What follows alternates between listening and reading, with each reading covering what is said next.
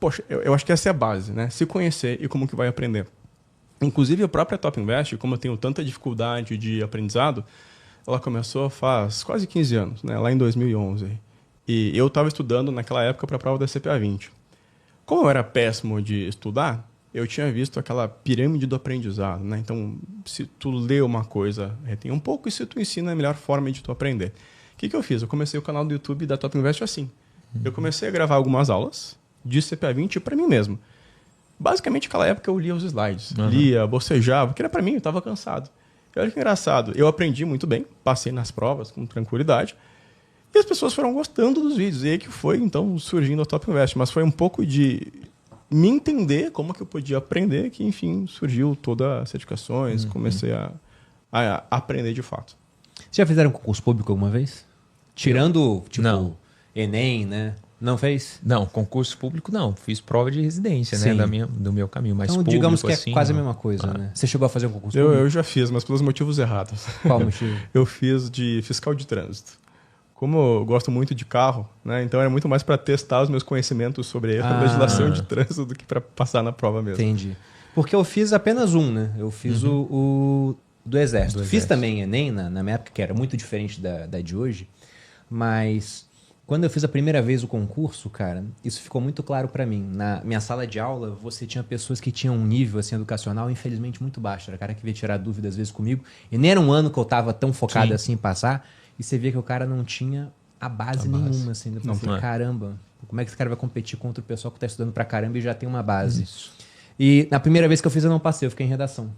Na época, não sei como é que é hoje o concurso da SPSEX, né? Que é a Escola Preparatória de Cadetes do Exército. Você fica um ano em Campinas e depois vai pra AMAN, lá em Resende, Academia Militar das Agulhas Negras, para ficar mais 4. Aí eu tinha que tirar a média em tudo, com isso eu era aprovado, e aí você tinha um número de vagas, ou você era chamado ou ficava na espera. Mas geralmente todo mundo da espera era chamado porque a desistência era muito grande. E aí eu passei na média em matemática, eu passei na média em português, em geografia, em tudo. E aí no final não fui chamado. Eles não divulgavam a redação, mas se eu não fui chamado foi porque eu fiquei em redação. E aí eu lembro que o meu pai me falou um negócio. Ele falou, olha, o concurso público é uma escadinha. Pensa que você está aqui, tem o topo, né? Você fez a primeira prova, você está agora num terço da escada. Sim. Basta continuar estudando. Talvez você não passe na segunda, mas uma terceira, numa quarta, eventualmente você vai passar. Eu pensei, não, vou passar esse ano. Se eu fiquei em redação, vou focar nisso. É o que eu fiz, cara? Eu comecei a fazer redações todo sábado. Eu tinha aula durante a semana toda. Larguei a escola só para fazer aula, porque era no segundo ano do ensino médio o concurso.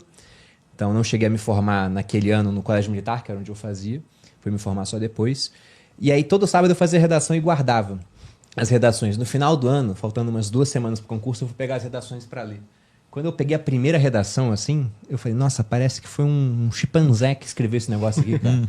Tudo errado, assim, a maneira de colocar, sabe, até pontuação. Eu falei, nossa, como eu era burro.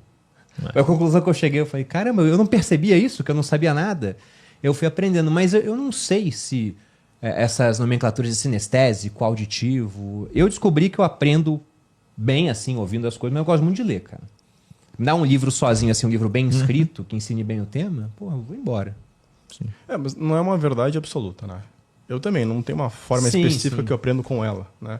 Mas é um pouco de aula não ser monótona, né? A gente sabe que hoje em dia as pessoas vão assistir a aula com o celular na mão, vão ficar vendo YouTube, aí tem o filho passando, não sei o quê. Então, é uma forma de evitar a distração também, né? Óbvio que tem pessoas que são muito auditivas, pessoas que são muito sinestésicas, mas as aulas são formadas no tipo, do meio do nada, eu toco a campainha no meio da aula. E não é em algum momento específico para chamar, é completamente aleatório. Às vezes, do nada, eu fecho... Para reter a atenção da pessoa? Isso, porque aí, poxa, ele está lá viajando, tocou a campainha, ele vai lá ver o que aconteceu, né? Do nada, eu fecho todos os slides e boto a minha câmera cheia. Aí depois eu fecho tudo e coloco só um quadro negro, né, e vou rabiscando. Eu acho que isso ajuda bastante. Agora, do nível educacional, como a gente tem alunos muito jovens, às vezes, é uma coisa muito clara. Eu consigo, de certa forma, com a pergunta que o aluno faz sobre conteúdo, às vezes entender se ele veio de uma escola pública ou se ele veio de uma escola particular. Porque a diferença do nível educacional é muito radical. É muito radical. E toda prova de concurso, toda prova, acho que de medicina também, de certificações com certeza, elas são muito interpretativas. Então não basta saber a regra do fundo de investimento ou a regra do CDB, do imposto de renda. Se não souber interpretar, entender o que a questão pede,